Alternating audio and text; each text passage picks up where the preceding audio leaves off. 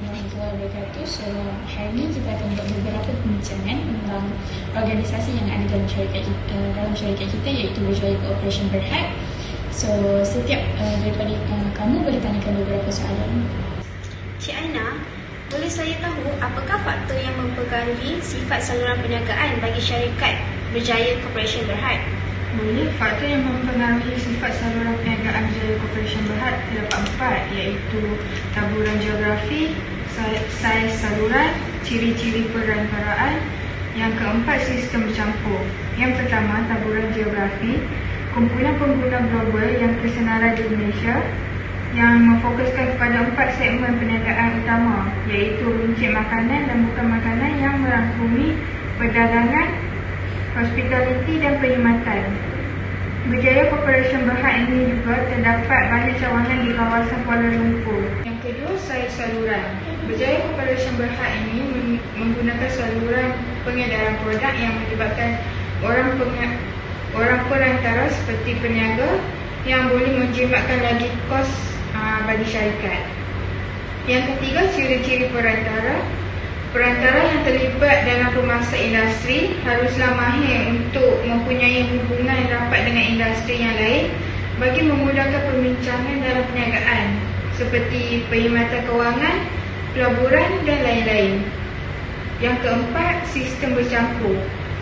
Saluran langsung bagi memenuhi segmen pasaran yang berbeza atau apabila mereka mempunyai kekanan sumber, syarikat ini jual produk terus kepada pengguna perniagaan untuk kurangkan kos. Itu sahaja. Cik Eka, apakah kepentingan logistik untuk firma Berjaya Cooperation Berhad ini? Logistik sangat penting untuk Berjaya Cooperation Berhad kerana memberi kesan kepada kecekapan rantaian berkalanya. Logistik memberi kesan untuk penghantaran bahan mentah dan produk dalam masa yang sangat singkat. Ini menyumbang kepada penjimatan kos dan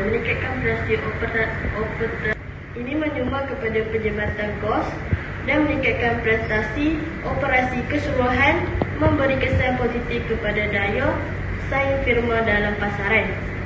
Logistik memperkemaskan menyokong kepuasan pelanggan dengan memastikan produk sampai kepada pengguna akhir dengan segera, memupuk kepercayaan dan kesetiaan.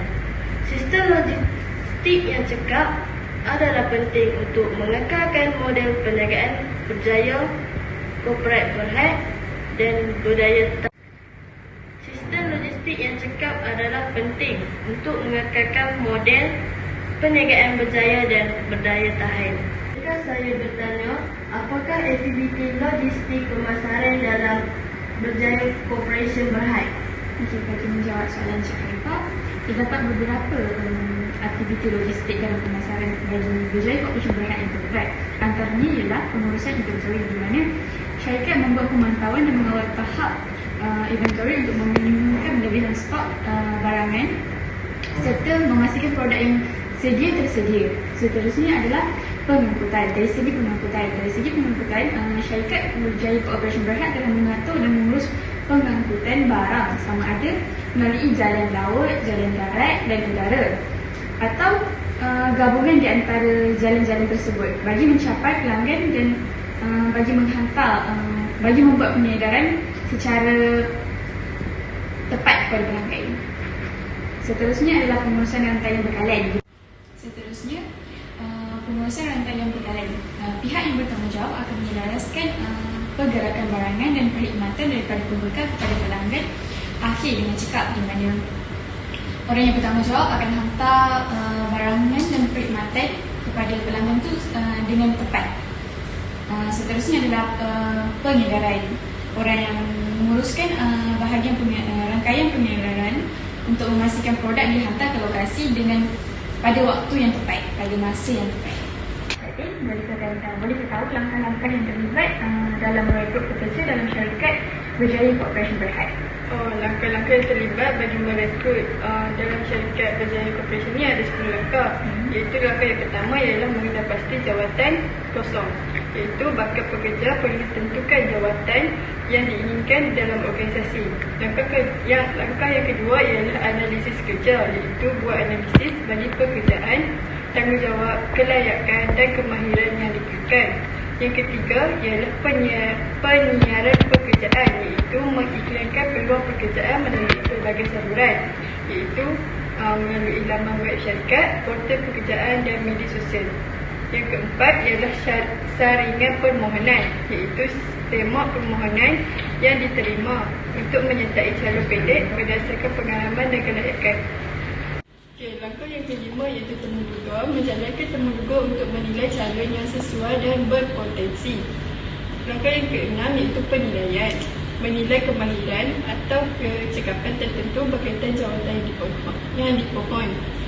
Langkah ketujuh iaitu semakan rujukan, hubungi syarikat semula untuk mengesahkan kemahiran dan kelayakan calon. Langkah ke-8 iaitu tawarkan kerja. Syarikat perlu menyatakan terma dan syarat pekerjaan kepada calon yang terpilih. Langkah yang ke-9 iaitu rundingan dan penyelesaian. Butiran seperti gaji, faedah dan tarikh mula bekerja dirunding. Apabila sudah bersetuju dengan rundingan tersebut, baru boleh selesaikan proses pengambilan pekerja. Langkah terakhir iaitu onboarding, iaitu mengalu-alukan pekerja baharu ke dalam organisasi melalui program orientasi dan latihan. Itu sahaja daripada saya. Terima kasih. Seterusnya saya ingin bertanya, apakah alat promosi yang tepat bagi syarikat Berjaya Corporation Berhad? Berjaya Corporation Berhad menggunakan 5 alat promosi untuk mempromosikan perniagaan mereka. Antaranya iaitu digital marketing, content marketing, partnership and collaboration, customer loyalty program dan influencer marketing. Di sini saya akan menerangkan beberapa alat promosi yang digunakan oleh Berjaya Corporation Berhad. Yang pertama iaitu partnership and collaboration, di mana Berjaya Corporation Berhad mencari ahli perkongsian rakan yang strategik untuk perniagaan mereka dan berpengaruh untuk meluaskan jangkauan dan liability. Yang kedua iaitu influencer marketing, di mana Berjaya Corporation Berhad bekerjasama dengan influencer yang berkaitan dengan industri berjaya untuk mencapai khayalak yang lebih luas. Yang terakhir iaitu digital marketing, di mana Berjaya Corporation Berhad menggunakan digital marketing iaitu daripada platform media sosial, SEO dan periklanan dalam talian untuk menjangkau khalayak yang lebih luas dengan perniagaan yang mereka tawarkan. Itu sahaja. Cik Kila, bolehkah saya tahu apakah faktor yang mempengaruhi keputusan harga dalam firma? Faktor-faktor yang mempengaruhi keputusan harga dalam firma Berjaya Corporation Berhad terdapat banyak.